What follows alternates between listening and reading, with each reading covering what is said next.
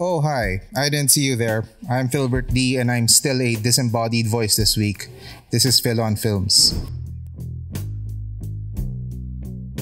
This week, Jowable, Kiko and Lala, and Hustlers.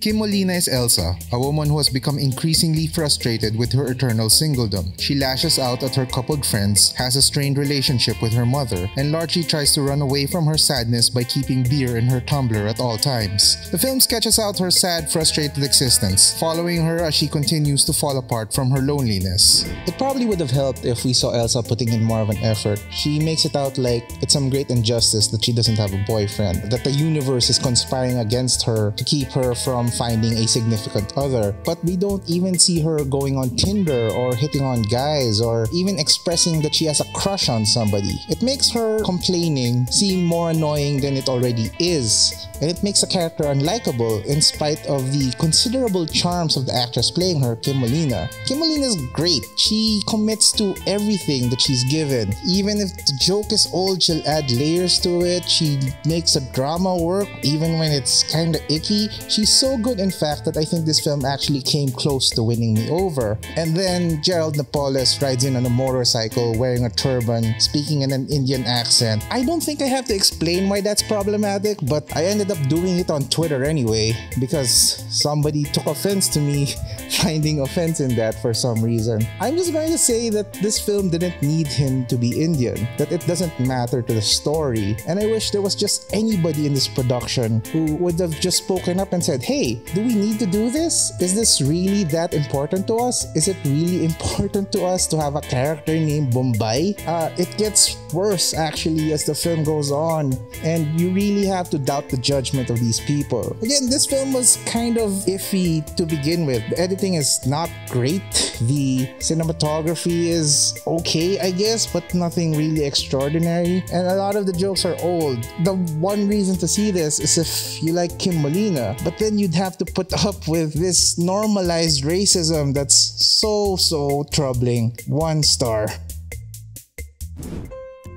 Super Tekla plays conjoined twins Kiko and Lala, who were tragically orphaned just moments after their birth and grew up in a carnival. The two have very different personalities, as well as completely different sexualities, which often makes things very difficult. The two decide to get separated, but the surgery goes wrong, leaving Kiko dead. But his spirit somehow survives, and he's able to enter Lala's body and take control. The siblings take turns in the body, trying to resolve their issues before one of them has to pass on.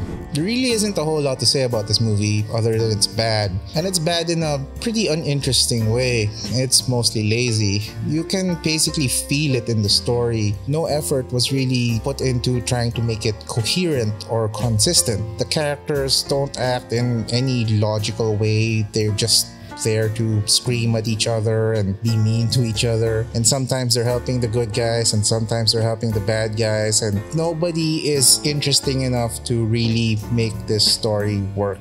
The filmmaking is equally dire. I think the easiest thing to point out is that there's a special effect used to turn Ai de las Alas into this ghostly visage, and sometimes that special effect isn't applied. Sometimes it cuts from one shot where she's white and another where she isn't. It seems like a pretty simple thing to do, but the film just doesn't put in the effort to keep that consistent because I guess they don't really care. And you know, if they don't care, then I don't think we should care. It's really disposable, this whole thing. It's not worth the hard drives it's loaded on. 0 stars. Front hook, ankle hook, knee hook.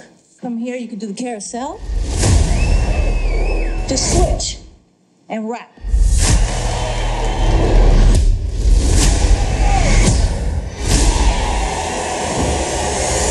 The movie starts in 2007. Constance Wu is Destiny, the new dancer at a New York strip club. There she meets the veteran Ramona, played by Jennifer Lopez. Ramona takes Destiny under her wing, and the pair manage to wring a lot of money from their Wall Street clientele. But then the 2008 financial crisis hits, and things changed for everyone. The two reconnect years later, and Ramona introduces Destiny to a new method of taking money off of Wall Street brokers, a method that takes them outside the bounds of legal behavior. I think this movie has a lot in common with the filmography of of Steven Soderbergh, which is a good thing because I love Steven Soderbergh. It's the story of a group of people working outside the bounds of normal society, driven by the inherent economic inequities created by a capitalistic system. The difference is that this film is told from a completely female perspective, which adds even a greater layer of inequity to the whole inequity soup.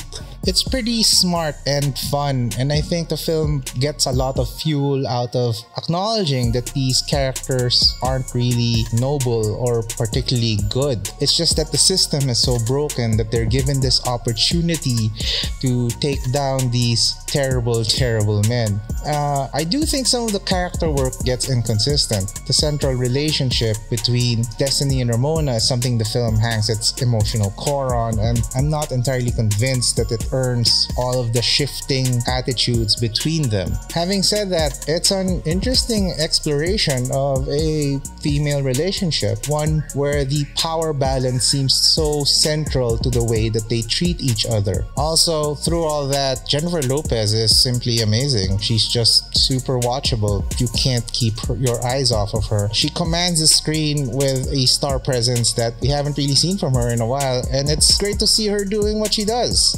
Constance Wu is pretty great too, but this is clearly Jennifer Lopez's show. All in all, this is just a really fun film with great performances and equally great music. I think a lot of people would enjoy it. 4 stars. So thanks for joining us. I promise we're trying to get back to a normal shooting schedule. It's just that we've been really busy and it's been hard to coordinate schedules. We think we're gonna be able to go back to a normal shooting schedule soon, but then again, Q Cinema's coming up and I don't know how that's gonna pan out. So anyway, maybe this is better. Who knows? Tell me if you like these disembodied voice videos better. Leave a comment or ask a question or do all the internet things. And until next time, goodbye internet. Stop hazing.